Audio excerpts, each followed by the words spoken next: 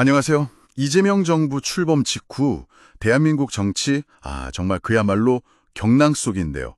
오늘 저희는 여러 언론과 연구소 자료를 바탕으로 해서요. 지금 정치 지형의 핵심적인 긴장, 또 동력이 뭔지 좀 깊이 파헤쳐 보겠습니다.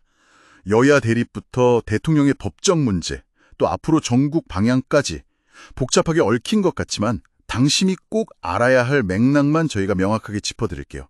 바로 시작하죠. 일단 정부 출범하자마자 여당인 더불어민주당 공세가 정말 대단합니다. 소위 내란, 김건희, 최상병 3대 특검법에다가 검사징계법 이런 것들을 범위호권이 힘으로 밀어붙이고 있어요. 네, 그렇죠. 지난 정부에서 거부권으로 맡겼던 법안들까지 다시 꺼내 들었고요. 네, 특히 그 3대 특검법은 과거 사건들이나 또 현 대통령 가족 관련 의혹 이런 걸 겨냥하는 거죠. 맞습니다. 민주당이 이렇게 속도전을 내는 데는 여러 배경이 있겠죠. 아무래도 지난 대선에서 정권 심판 내걸고 이겼으니까 그 지지층한테 뭔가 성과를 보여줘야 한다는 압박감, 이게 클 거고요. 그리고 1년 뒤 지방선거도 있죠. 네, 그것도 의식하지 않을 수 없죠. 게다가 190석 넘는 범여권 의석, 이게 있으니까요. 이런 입법 드라이브를 가능하게 하는 강력한 힘이죠. 단순히 법안 통과, 이걸 넘어서 이전 정권과는 다르다, 또 정치 주도권을 확실히 잡겠다, 이런 전략으로 보입니다. 여당이 이렇게 세게 나오는데 그럼 소수 야당이 된 국민의힘은요? 좀 대응하기가 쉽지 않을 것 같은데요? 수적으로는 불리한데 그래도 안철수 의원이나 한동훈 전 대표 같은 분들 목소리는 계속 나오고 있잖아요. 네, 그렇죠. 근데 현실적으로 보면 거대 여당의 이런 입법 독주를 막을 뾰족한 수는 사실 없다고 봐야죠. 이제 유력 주자들이 정부나 여당 비판에 집중하면서 자기 존재감을 좀 부각시키는 일종의 여론전에 힘을 싣는 거죠. 여론전이요? 예를 들면 어떤 식인가요? 한미 정상 통화가 좀 늦어진다, 이걸 가지고 코리아 패싱 아니냐, 외교적으로 고립되는 거 아니냐, 이렇게 연결시키거나요. 아니면 정부 외교 노선이 너무 한반도에만 갇혀있다, 한반도 천동설이다, 이런 식으로 비판하는 거죠. 좀 날선 비판들이네요. 네, 이게 또 차기 당권 경쟁하고도 맞물려서요. 자기 선명성을 좀 부각하려는 그런 의도도 있어 보입니다. 이런 정치 대치 상황에 더해서 이재명 대통령 개인의 사법 리스크 문제, 이것도 정말 뜨거운 감자 같아요. 김용태 국민의힘 비대위원장이 공개 질문을 던졌죠.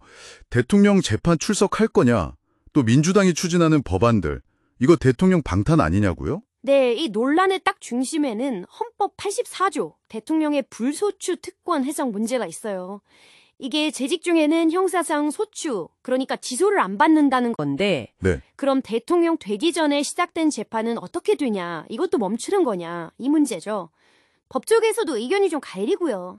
그래서 민주당은 재판을 멈춰야 한다는 쪽으로 법 개정을 추진하는 거군요. 그렇죠. 국정 운영에 집중해야 하니까 재판 진행은 어렵다, 이런 입장에서 관련 형사소송법 개정안 같은 걸 추진하는 거고요. 반면에 국민의힘은 그걸 대통령 방탄용이라고 비판하는 거고요. 맞습니다. 딱 그렇게 부딪히는 거죠.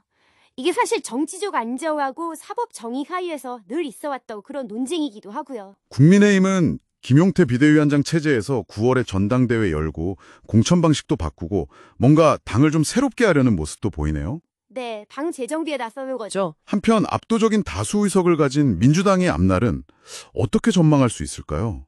힘이 정말 막강해졌는데요. 지금 민주당은 입법 권력에 행정 권력까지 다 준 거잖아요. 정말 막강한 힘이죠. 이게 개혁을 위한 강력한 동력이 될 수도 있겠지만 동시에 국회 견제 기능이 약해지니까 독주할 수 있다는 우려도 나와요. 견제 없는 권력은 위험할 수 있으니까요. 그렇죠. 특히 사법부 개혁 같은 움직임이 대통령 개인의 사법 리스크하고 맞물리면 아까 말씀하신 그 방탄 논란이 더 커질 수 있다는 게 부담이죠. 예전에 노무현 정부 때 열린우리당 과반 넘었을 때 기억하시죠? 그때처럼 너무 힘자랑하다가는 오히려 역풍 맞을 수도 있고요. 과거 사례가 있군요. 네. 그래서 이재명 대통령이 계속 강조했던 사회통합이나 민생경제 회복, 이쪽에 집중할 건지 아니면 지금처럼 좀 강경 노선을 계속 갈 건지, 이게 앞으로 전국의 중요한 갈림길이 될 겁니다.